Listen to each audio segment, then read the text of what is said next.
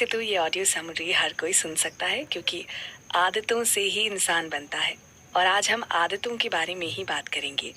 लेकिन ये खासकर उन लोगों के लिए है जो अपने गोल्स के बारे में सोचते हैं, जो जानना चाहते हैं कि आदतें कैसे बनती हैं, जो जानबूझकर अपनी आदतें बदलते हैं, और वो लोग जो एक सिस्टम बनाना चाहते हैं जो आपके इन गोल्स को अचीव करने में आपकी मदद करें।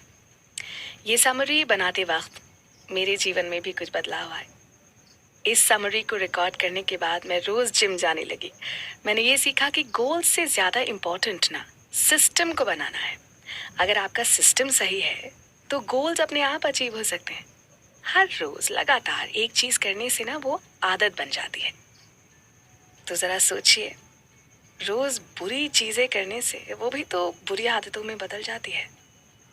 एटॉमिक हैबिट्स की इस बुक समरी में आपका स्वागत है। मैं हूं आपके साथ पल्लवी भारती।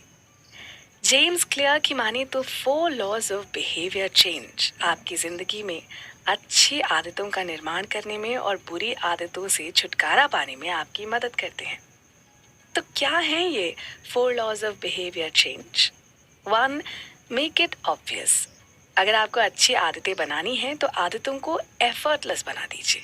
फॉर एग्जाम्पल, अगर आपको रोज दवाई लेने की आदत डालनी है तो उस दवाई को ऐसी जगह पर रखिए जहां आपका हाथ रोज जाता हो।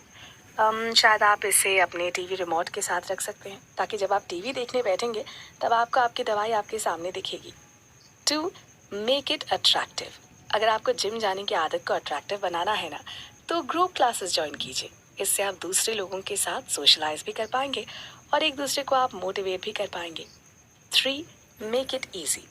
जिम के बैग को एक दिन पहले से ही पैक कर लीजिए। जितना हो सके अपनी आदतों को आसान करने की कोशिश कीजिए। अगर हेल्दी खाना खाना चाहते हैं तो रोज एक दिन पहले से ही खाना बनाने का प्रोसेस शुरू कीजिए। इससे आप बाहर का खाना कम खाएंगे। 4.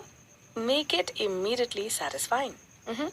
जिम जाने के बाद कुछ ऐसा कीजिए जो आपको पसंद है, जैसे कि आप अपनी फेवरेट चॉकलेट का एक छोटा सा बाइट ले सकते हैं, या फिर जिस दिन आप जिम जाते हैं उस दिन आप आफ्टरनून नैप ले सकते हैं। अगर अच्छी आदतों को रिवॉर्ड देंगे तो वो बहुत जल्दी आपके जीवन का हिस्सा बन जाएंगी। जेरी साइनफील्ड नामक एक काफी मशहूर स्टैंड अप कॉमेडियन है। उन्होंने ये तय किया कि वो रोज दिन में 1 घंटे अपने जोक्स लिखने की प्रैक्टिस करेंगे, जिससे उनकी राइटिंग स्किल्स अच्छी हो सके और इवेंचुअली वो अपने फील्ड में एक सक्सेसफुल कॉमेडियन और राइटर बन सके। पर उनसे ये हुआ नहीं।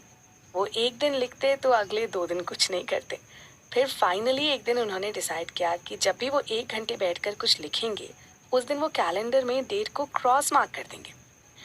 अब जिस भी दिन वो अगर लिखने नहीं बैठ पाते तो उन्हें कैलेंडर में सामने ही दिख जाता कि आज डेट पर क्रॉस मार्क नहीं है, और वो ये देखकर लिखने बैठ जाते। और ऐसा करते करते उन्होंने अपनी 1 घंटे लिखने की हैबिट को डेवलप किया। देखिए, यहाँ पर ध्यान देने वाली बात यह है कि उन्होंने अपनी हैबिट को डेवलप करने के लिए एक इमीडिएट रिवॉर्ड सिस्टम बनाया, और वो था कैलेंडर पे क्रॉस मार्क करना। अगर हम हर रोज 1% भी खुद को बेटर करें तो 1 साल में हम अपने आप में एक बड़ा बदलाव ला सकते हैं। आगे के एपिसोड्स में हम जानेंगे कि खराब आदतों से कैसे पीछा छुड़ाया जा सकता है, कम प्रयास में अधिक परिणाम कैसे मिल सकता है, और ऐसे ही हैबिट से जुड़ी और भी कई बातें और ज्ञान। तो सुनते रहिए। बड़े बदलाव के लिए बदलें छोटी आदतें। आप कितना कुछ भी चाहते हो, कभी कभी सिर्फ वही चीजें आपके भविष्य को आकार देती हैं जो आप निरंतरता के साथ करते हैं।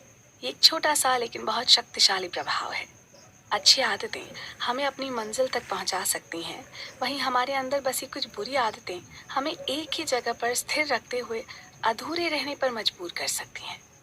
एटॉमिक हैबिट्स, छोटे बदलाव, असाधारण परिणाम। जी हाँ दोस्तों, जैसा कि इस किताब के शीर्षक से ही जाहिर है, इसे पढ़ के मैंने पाया कि किस तरह हम बहुत ही मामूली सी बातों पर ध्यान लगाकर उन्हें आदतों के रूप में अपने जीवन में ढाल सकते हैं। नमस्कार, मैं हूं पल्लवी, और आइए चलते हैं एक ऐसे सफर पर जहां जीवन को सफल बनाने के कारगर उपाय बताए जा रहे हैं, लेखक जेम्स क्लियर की लिखी इस किताब के सार में, जिसमें अपनी आदतों को बदलने और हर दिन कुछ बेहतर होने की बहुत ही आसान राह बताई गई है। एटॉमिक हैबिट्स एक ऐसी प्रैक्टिकल गाइड है जिसमें अच्छी आदतें कैसे बनाएं, बुरी आदतों को कैसे छोड़ें और हर दिन कैसे 1% बेहतर बने, इस बारे में विस्तार से बताया गया है। मुझे यकीन है कि आपको आदतों और सुधार के विषय पर इससे अधिक कारगर किताब नहीं मिलेगी। लेखक के अनुसार यहाँ ये जानना जरूरी है कि अगर आपको अपनी आदतों को बदलने में परेशानी हो रही है, तो समस्या आप नहीं है, समस्या है आपका सिस्टम। बुरी आदतें खुद को इसलिए नहीं दोहराती कि आप बदलना नहीं चाहते, बल्कि इसलिए कि आपके पास बदलाव का तरीका गलत है। यह एटॉमिक हैबिट्स में बताया गया एक बेसिक रूल है। आप अपने लक्ष्य के स्तर तक ऊंचे नहीं उठते हैं, आप अपने सिस्टम के स्तर तक गिर जाते हैं। तो दोस्तों, किताब की शुरुआत में लेखक ने विस्तार से बताया कि किस प्रकार बेसबॉल खेलते समय उनके सर और माथे के बीच के हिस्से में एक गंभीर चोट लगी, जिसने उनकी जिंदगी बदल कर रख दी। उनके अनुसार इस गहरी चोट ने पूरे 1 साल तक उन्हें बेहद कष्ट पहुंचाया। शुरुआत में उनके शरीर ने धीरे धीरे काम करना बंद कर दिया था। उन्हें निगलने और सांस लेने में बहुत अधिक दिक्कत हो रही थी। यहाँ तक कि डॉक्टर्स को लगा कि उस अस्पताल में उनका सही से इलाज ना हो पाएगा, इसलिए उन्हें दूसरे बड़े अस्पताल भेजा गया।